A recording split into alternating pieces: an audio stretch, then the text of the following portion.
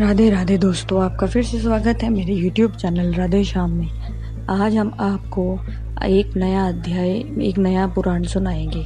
सुनाने से पहले मेरी आप सबसे विनती है कि आप मेरे चैनल को लाइक, सब्सक्राइब और शेयर करना ना भूलें, ताकि हम आपके लिए नई नई कथाएं और पुराने ला सकें। चलो आइए शुरू करते हैं। राधे राधे दोस्तों, आपका फिर से स्वागत है मेरे YouTube चैनल राधे श्याम में। आज हम आपको आगे की कथा सुनाते हैं। सुखदेव जी का तपस्या के लिए वन में जाना और नारद जी से शिक्षा प्राप्त कर अपने स्थान पर आना। दोहा। हर नारायण व्यास सुख शिवा शरद धामाता ध्याय कहा श्री हरि कथा जाते पाप नसात। शौनक आदि ऋषिवरों की बात सुनकर श्री सूत जी प्रभु श्री हरि नारायण देवी भगवती और परम गुरु व्यास तथा सुखदेव मुनि के चरणों का ध्यान लगाकर बोले, मुनिवरों, ये तो आपने बहुत ही अच्छी बात पूछी है। मैं अब आपको अमृत रूपी श्रीमद् भागवत की कथा सुनाता हूँ। आप इसे ध्यान लगाकर सुनो। इस अमृत रूपी कथा को इस जगत में सुखदेव मुनि ने सर्वप्रथम प्रकट किया था। मुनि श्री सुखदेव जी पैदा होते ही नाल समेत वन की ओर भाग गए थे और उनके पिता श्री व्यास जी उनके पीछे पुत्र पुत्र पुकारते हुए उन्हें रोकने के लिए कहते रहे, लेकिन सुखदेव जी मुनि ने अपने पिताश्री की आवाज पर एक बार भी पीछे मुड़कर नहीं देखा कि उनके पिता उन्हें रोकने के लिए पुकार रहे हैं। इस मोह माया के जाल में फंसे हुए अपने पिता को ज्ञान देकर उन्हें भक्ति मार्ग पर चलाया। वह स्वयं हर समय प्रभु भक्ति में लीन रहते। सुखदेव जी ने इस अमृत रूपी कथा को हमारे श्री गुरुदेव जी श्री व्यास जी से पढ़कर इस जगत के प्राणियों के कल्याण के लिए इसे जगत में प्रकट किया है। श्री सूत जी की बात सुनकर शौनक आदि ऋषिवर बोले, प्रभु, जब मुनि सुखदेव जी पैदा होते ही वन में चले गए थे तो फिर वह वापस कैसे आए और आपने इस अमृत रूपी कथा को किस प्रकार सुना? आप हमें सारी बातें विस्तार से बताइए। शौनक आदि ऋषिवरों की यह बात सुनकर श्री सूत जी बोले, हे मुनिवरों, एक दिन श्री सुखदेव जी को घूमते घूमते देवऋषि नारद जी मिल गए। सुखदेव जी ने देवऋषि नारद जी से पूछा, देवऋषि, आप हमें कोई ऐसा सरल ज्ञान का मार्ग बताइए जिससे हमारे प्रभु के चरणों में भक्ति भावना उत्पन्न हो जाए। सुखदेव जी की बात सुनकर देवऋषि नारद जी बोले, सुखदेव जी, आप व्यर्थ में इधर उधर अपना समय न बर्बाद करें। आपके पिता श्री व्यास जी महान ज्ञानी हैं और प्रभु भक्ति का मार्ग हमने उन्हें बता दिया है। आप निश्चित होकर अपने पिता श्री के पास जाएं और उनसे ज्ञान प्राप्त करें। देवऋषि नारद जी की बात सुनकर मुनि सुखदेव जी तुरंत अपने पिता श्री व्यास के पास गए और उनके चरण पकड़ बोले, पिताश्री, आप मुझे ऐसा ज्ञान दीजिए जिससे मेरी प्रभु के चरणों से प्रीति उत्पन्न हो जाए। अपने पुत्र सुखदेव मुनि की बात सुनकर श्री व्यास जी बोले, पुत्र, प्रभु की भक्ति पाने के लिए श्रीमद् भागवत पुराण से अनमोल अन्य कोई ग्रंथ नहीं है। पुत्र, तुम्हें श्रीमद् भागवत पुराण का पाठ करना चाहिए। फिर श्री व्यास जी ने सुखदेव मुनि को श्रीमद् भागवत पुराण पढ़ाया। जब श्री व्यास जी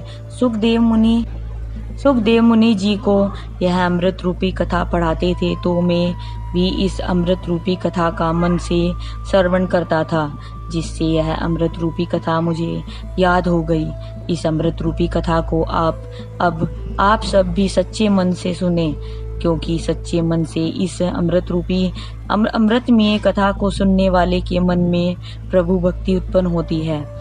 यज्ञ, दान, तप एवं तीर्थ आदि धार्मिक कार्य करने से जो फल की प्राप्ति होती है, उससे अधिक फल की प्राप्ति इस अमृत रूपी कथा को सच्चे मन से श्रवण करने से प्राप्त होती है। इस अमृत रूपी कथा को सच्चे मन से श्रवण करने से प्राणी के मन से काम, क्रोध, लोभ आदि विकार दूर हो जाते हैं। और प्राणी का मन पवित्र निर्मल हो जाता है। प्राणी को अपनी मुक्ति के लिए इस अमृत रूपी श्रीमद् भागवत पुराण को सच्चे मन से श्रवण करना चाहिए, क्योंकि प्रभु भक्ति के बिना प्राणी का मन निर्मल हो जाता है। प्रभु नाम जपे बिना प्राणी में भक्ति उत्पन्न नहीं होती। राजसी, तामसी और सात्विकी 3 प्रकार के व्यवहार प्राणी में होते हैं और प्रभु की पूजा भी उन्हीं तीनों प्रकार से की जाती है। इन तीनों का काठ, धुआं और अग्नि के नाम से जाना जाता है, क्योंकि जो कार्य आसानी से सरलता से अग्नि से हो जाता है वह कार्य काठ एवं धुएं से नहीं बनता। इसलिए प्राणी सात्विकी भक्ति द्वारा ही इन अवागमन के चक्र से मुक्ति पाता है और किसी भी उपाय से नहीं पाता। इसलिए प्राणी को सच्चे मन से प्रभु की भक्ति करनी चाहिए। इस जगत में यज्ञ, तप, दान एवं व्रत आदि जितने भी धर्म हैं वे समस्त प्रभु के स्वरूप में इस प्रकार समा जाते हैं,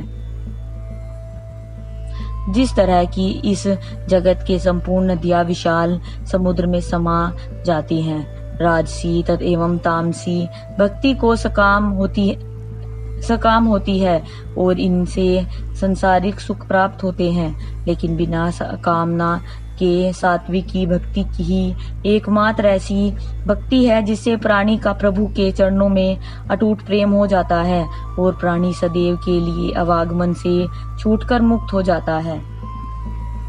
श्री सूत जी बोले, देव ऋषियों, इस संसार का आदि कारण श्री पर ब्रह्म निराकार परमेश्वर है, जो इस सृष्टि के उत्पन्न होने से पूर्व भी था और बाद में भी रहेगा। वह अनादि है, उसका कभी नाश नहीं हो सकता। जब महाप्रलय होने के पश्चात उसको फिर से सृष्टि रचने की अभिलाषा होती है, तब फिर वह अपना विराट स्वरूप धारण कर क्षीर सागर में शेषनाग की सैया पर शयन करते हैं। उनके नेत्र, सिर, कान, भुजा और चरम आदि इंद्रियां हजार हजार की संख्याओं में होते हैं और उस समय उनकी नाभि से कमल का एक फूल उत्पन्न होता है, जिससे 4 मुख वाले ब्रह्मा जी उत्पन्न हो जाते हैं, जो 14 भुवनों का निर्माण करते हैं। आज की कथा हम यही समाप्त करते हैं। आगे की कथा आपको कल सुनाएंगे। राधे राधे राधे राधे राधे राधे। जय श्री कृष्ण।